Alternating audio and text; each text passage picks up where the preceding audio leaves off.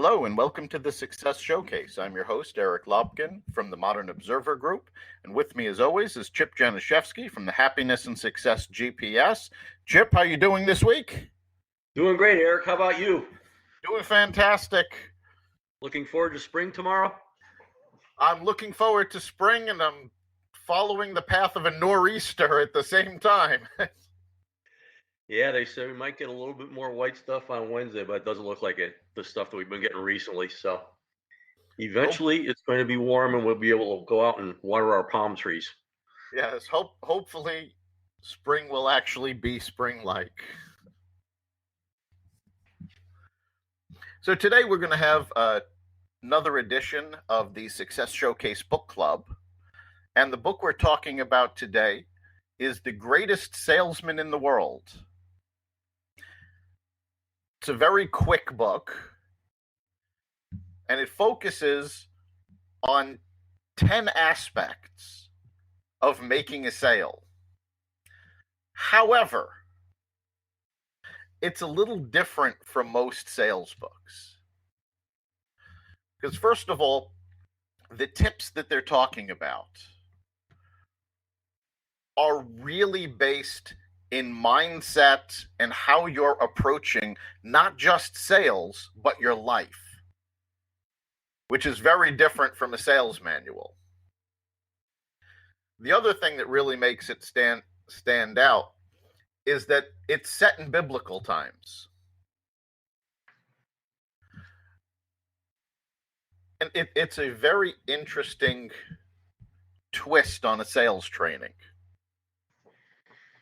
Yeah, I mean, the bottom line is that obviously since man walked the earth, we've always been a creature of sales. And, just a little bit about the author, Og Mandino, was a very, very good author, motivational speaker in a lot of different ways. And this book was like his most famous one, but he did a lot of talks, and he's kind of a rags to riches story himself, where he was down in the dumps big time. In one of his books, he talked about he was very, very depressed and out on the streets and so on and so forth, and was had a life-changing moment when he saw a gun in the window and so on and so forth, and decided to change his life instead of going out and buying it. So there's different things that have to do with Og Mandino, and he has a lot of Audible books out there, which I highly recommend catching. I mean, this one does have a little bit of biblical overtone to it, shall we say. But some of the later ones are just really, really good, amazing, feel-good stories. But the principles in this have inspired a lot of people to do a lot of great things. And so including, we've talked about my Send Out Cars business, and it actually inspired the person who founded Send Out Cars to do things the way that he's doing things. So again, the principles are timeless, and that's one of the neat things about it. And one of the best things that we have here, as you were talking about, is they are mindset principles. They talk about giving, because the big thing about this is, as he was sharing these principles, one of the key things is 50% of what you make, you have to give back to society in one way or another. And so that overtone is really, really important, because the bottom line is if you're just in it to make the riches, it's not going to work for you. Even if you make them, you're still going to be miserable. And that's something I found really interesting, given that the focus of the book is these 10 scrolls, each one that has a different secret to helping your sales. The book doesn't even get to the scrolls until halfway through. The first half of the book is focused on, one, making people understand that sales isn't a dirty word. We've come to, regard salespeople as a necessary evil. And the fact of the matter is, every business person has to sell. But we've gotten that image of the used car salesman. And even now, when you look on LinkedIn, when you look at people's profiles, if they're a salesperson, they'll tell you they're a consultant, or they're a coach, or they'll use any kind of euphemism to avoid calling themselves a salesperson. And a large part of this book is showing just how valuable sales are. And that being a salesperson far from being something to be embarrassed by, is something to strive for. Yeah, especially if you look at really, I mean, what sales is all about. I mean, you can use the word share and that kind of thing because basically, we've talked about this before, but the psychology of the buyer, of the consumer, is they need things and they want things.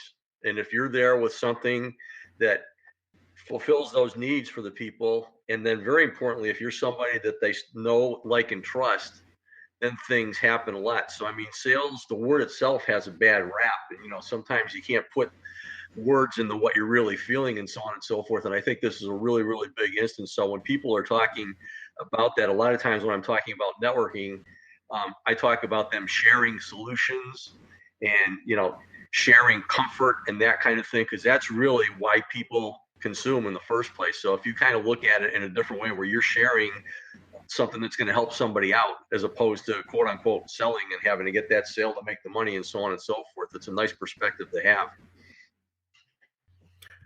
Exactly. And the other thing that the first half of the book focuses on is that you're not selling to make money.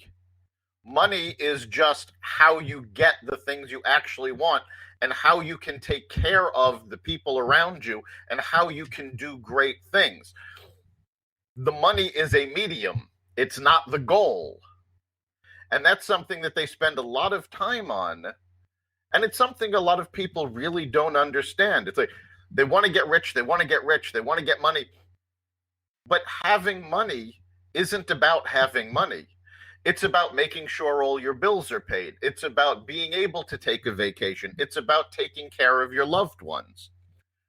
Yeah, it's really facilitating what you want to do with your life. Right. That's what money is it's a facilitator. And so those two ideas take up about the first half of this book before they even get to how to sell. And they really are very important ideas. If you're not going to understand and internalize those ideas, the rest of this system won't work for you. Because it really is about your mindset and not about the technique you're using.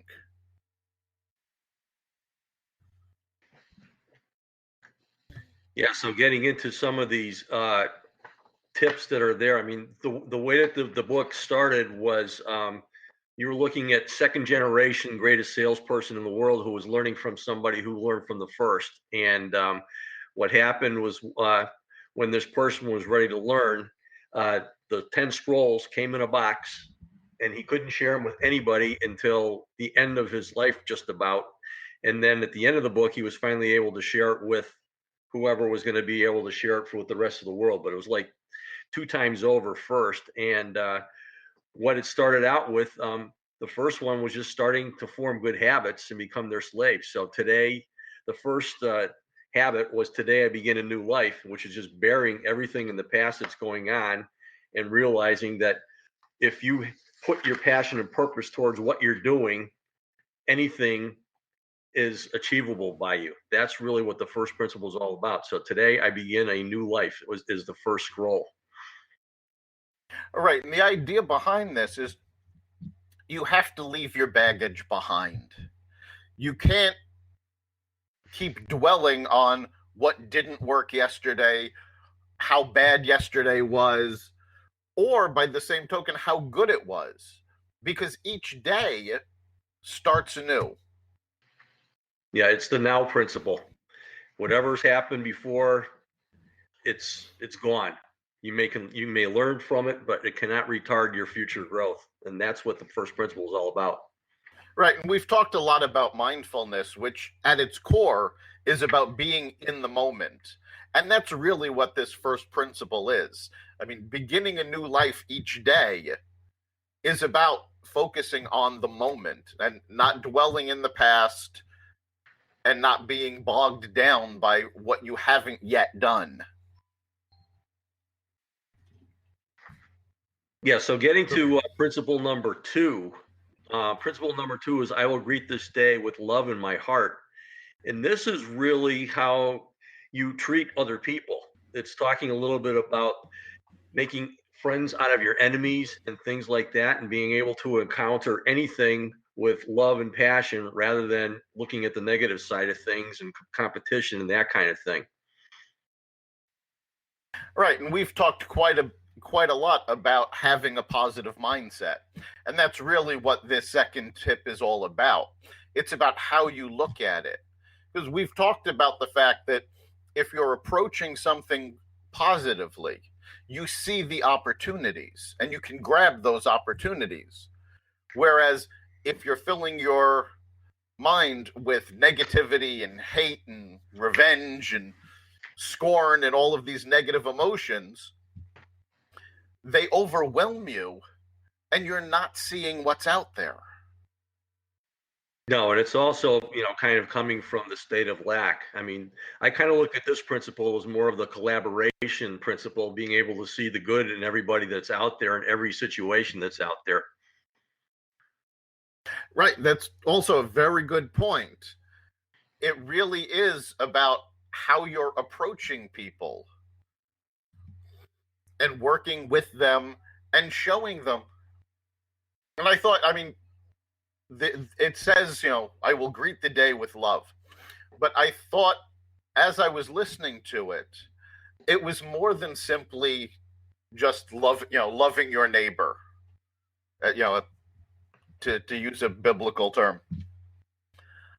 It was about respecting people and treating them the way you would want to be treated and working with them and always finding the positive in the situation and the people you're dealing with. Yeah, it's the glass half full principle. Yes. So one of the things that we forgot to talk about a little bit too was when he got these scrolls, uh, he was to do each scroll for 30 days, and each of these scrolls had it was really a chapter that you read, and he had to recite these things every day, 3 times a day, and practice these things for 30 days in a row before he went on from scroll 1 to scroll 2. So it was a drawn out process, and it was logically building upon it. So a lot of this is about discipline, which we're going to be talking about, and a lot of these uh, scrolls that we're talking about just assume discipline, including the third one, which is the first one that really talks about that. It says, "I will persist until I succeed." Right. And, the point of doing it for 30 days before moving on was he had to learn the lesson, he had to internalize it, and he really had to live it and create these as new habits so that he didn't have to keep going back to the scrolls. He had already internalized it, and they were habits that he was doing without even thinking about it. And that's something that's also very important. To do these things, you really do have to do it without thinking. And that takes time. You have to overcome bad habits and basically reprogram yourself with good habits. And that's what the 30-day period for each scroll was about. Yeah, I mean, this one also talks about, obviously there's going to be bumps in the road as you're going along, and it just talks about taking those as they come, and you just got to keep going and going and going. So Right. And one of the parts that I really liked with the third scroll was that it talked about not working for set hours. It wasn't about selling from 9 to 5 and then stopping. It was about ending on a high note so that your last sale was a yes. And that propelled you to the next day. yeah, and we talk about that often as far as how you handle your day itself. If you can finish your day by going over your gratitude journal or something to be positively going to bed so that you can look forward to tomorrow, it's so important. And this really kind of took it to the extreme because it sounded like a couple of times he'd be working 2 days in a row before he stopped. So Right. So the fourth scroll is called I Am Nature's Greatest Miracle. And what that really came down to was celebrating your own uniqueness. No matter what you're selling, no matter what you're doing as a business, there are other people that are in the same business. There are other people that are selling the same item, but they're not you. What makes you unique is what makes you special. And you need to capitalize on that and understand that, yes, there is nobody else on the planet that is just like you. Yeah, and obviously one of the biggest obstacles to anything is really self-esteem. And people are creatures of fear and low self-esteem by habit. And what this does is it just actually makes you realize that there is only one you. I mean, some of the things that he talks about here says, none can duplicate my brush strokes, none can duplicate my chisel marks, none can duplicate my handwriting. Again, this is an old book. None can produce my child. And then vain attempts to imitate others no longer will I make. Instead, I will place my uniqueness on display in the marketplace. I will proclaim it, and so on and so forth. So it's self-motivation big time, but it is the truth. Right. I mean, the two things I really took away from that scroll, one actually popped into my head was a quote from Judy Garland, who said, "I'd rather be a first-rate me than a second-rate somebody else." And it's about using your own strength and being yourself rather than trying to copy somebody else. And the other thing that it reminded me of was something I had read a while back talking about the odds. We all thought, well, the odds are stacked against us. Well, the odds of your grandparents meeting and producing your parents and them meeting and producing you, those odds are astronomical. So you've already beaten these huge odds just by existing. Absolutely. And I mean, I love the title of this, I Am Nature's Greatest Miracle, because the bottom line is, and we've talked about this a lot too, I mean, if you are giving your best you have to have your self-esteem. You have to be riding a high, realizing that that's there. And just think if everybody out there came at life with that attitude that, wow, here I am, I'm going to give you my best because I have something that I can do that for, and that you have the same thing too. So let's all bring out the best in each other. And if we could all just pump each other up that way instead of looking at critical comparisons and all this other kind of stuff, it makes a world of difference. So fantastic principle.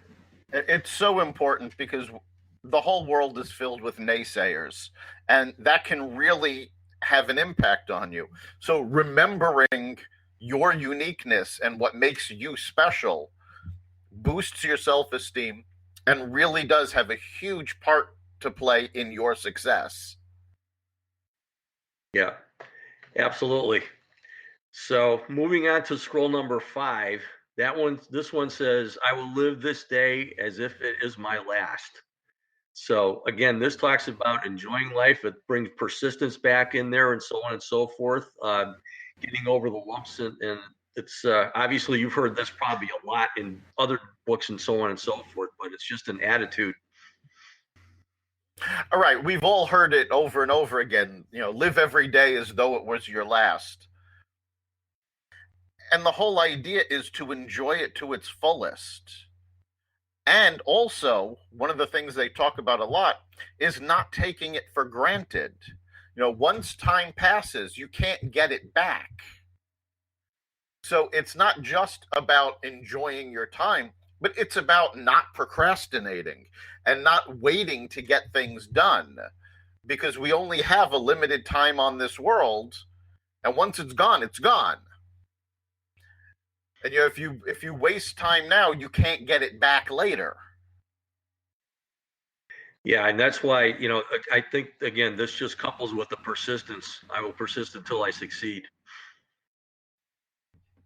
Absolutely. Each of these really does build on the ones that come before, which is another reason that when they're learning it in the book, they're required to focus on one for 30 days before moving on, because you have to master each lesson before you apply the next one, because they really do stack on top of each other. Yeah, they absolutely do. I mean, some of them are like disciplinary active type things, and then others are really like your mindset and your attitude towards things. The next one, number 6, is be master of my emotions. And that's really the turnaround scroll. When you have that negative thought, you're going to turn it into something positive. And a lot of what he was here were the if thens. He says, if I feel depressed, then I will sing. If I feel sad, I will laugh. If I feel ill, I will double my labor. If I feel fear, I will plunge ahead, and so on and so forth. If I feel complacency, I will remember my competition.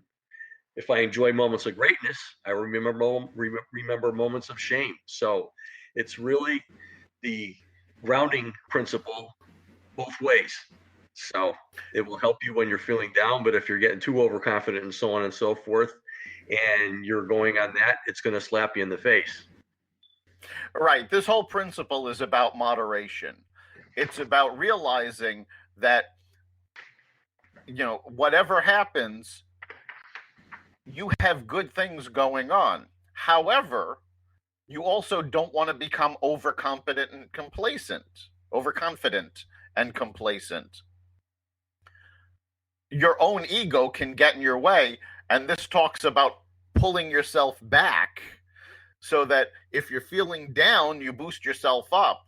But if you see yourself becoming egotistical, becoming arrogant, you pull yourself back.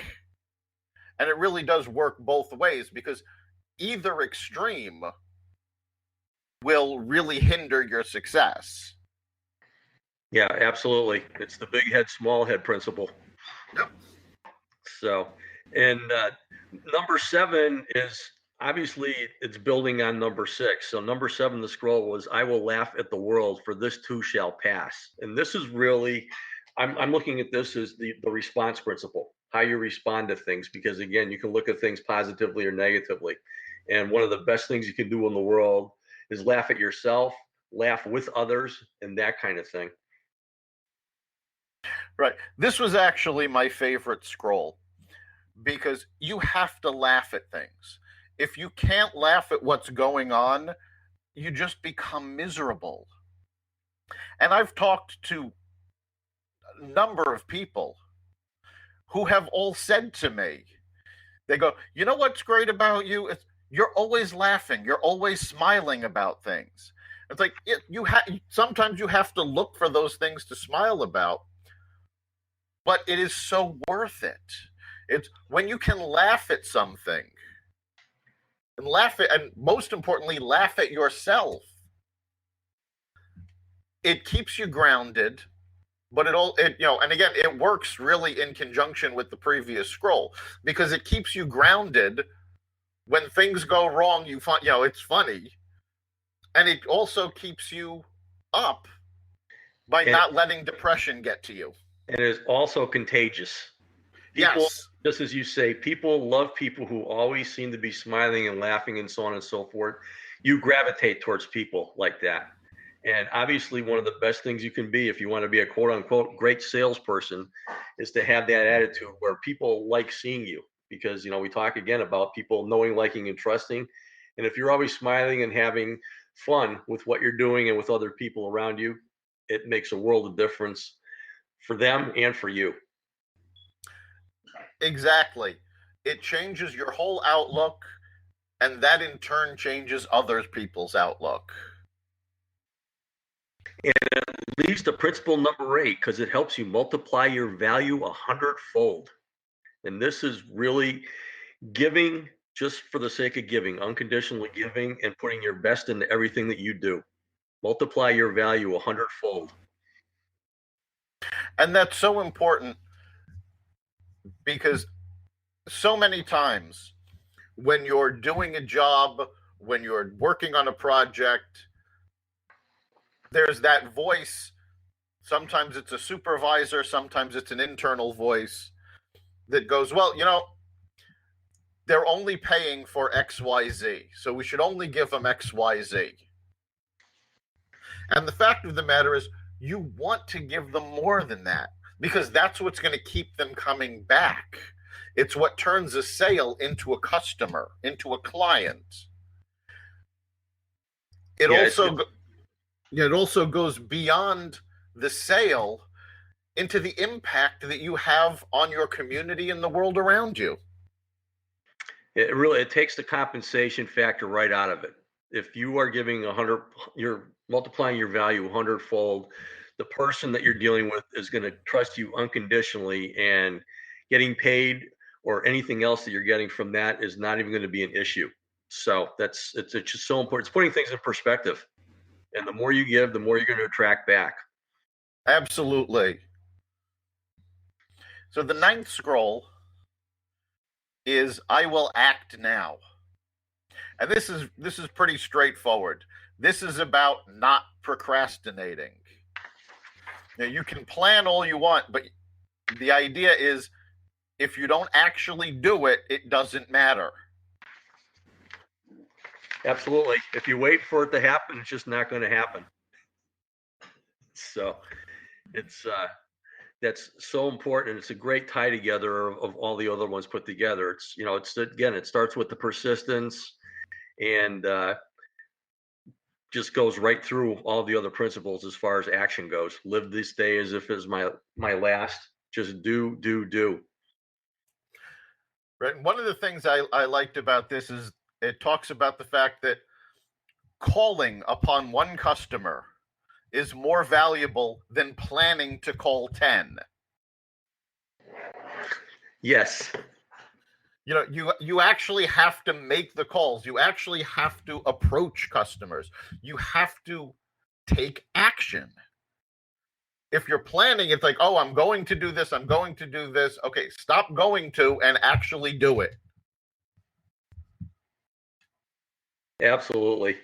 The 10th principle, this is more of the spiritual thing, saying pray for guidance. But the takeaway for this, as far as I'm concerned, is the bottom line is you're not in this alone. And there's a lot of people out there. We talked about I am nature's greatest miracle. If we can pull the miracles out of everybody else that we're dealing with, that's what this is all about. Obviously, this book, again, we told, has a little bit of religious overtone. So it does start with the creator a little bit and so on and so forth. But the bottom line is there's good in all of us. And that's what this principle is all about. So it's a great way to kind of tie everything together. Right. And I took this as, my belief system. I always like what Stephen Hawking said, that, he views God as the totality of the universe. And if you've spoken to life coaches, they all talk about putting your intention out into the universe. And I thought that's also what this is talking about. When you sort of remove yourself from the religious aspect, it's about knowing there's more to the universe than just you, and you can get help. You're not in it alone. Whether you look at it spiritually or not, there's always that, putting that intention out into the universe and getting the help you want. And something that I thought was very important on that scroll is that it was very specific about the intention you're putting out there. It's you're looking for guidance. You're not looking for somebody to hand you the final result. You're looking for help getting there on your own. Yeah, absolutely. And I think that actually goes a little bit hand in hand with being the master of your emotions, not getting too high, not getting too low, and just realizing the best in every situation.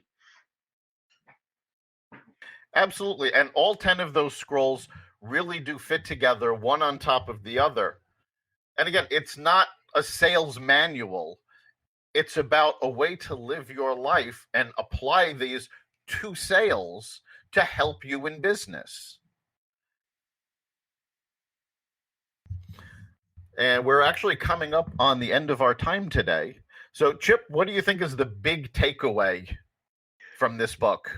It's a wonderful combination of mindset being applied to planning, daily action, and persistence. And again, the overall thing with that too is to give back with what you're doing. So it really touches on a lot of really, really good bases in simple form. So I highly recommend reading it. Yeah, I think my big takeaway from this was that when you're doing sales, when you're doing anything in business, it's more about who you are than what you do. And these were all these information in the scrolls were all about how you behave and the person that you are, and changing into the person that people want to do business with and want to be around. And I think that was really my big takeaway, was that it's all about who you are and how people see you. Because if they if they see what you're doing and you're out there giving of yourself, they can't help but be attracted to you. Multiplying your value 100-fold. Exactly. You've been listening to the Success Showcase. You can catch us every week at blogtalkradio.com/Success Showcase. You can also find us in the iTunes Store, the Apple Podcasts app, and wherever you find podcasts. Remember, make this your best week ever and make next week even better. See you then.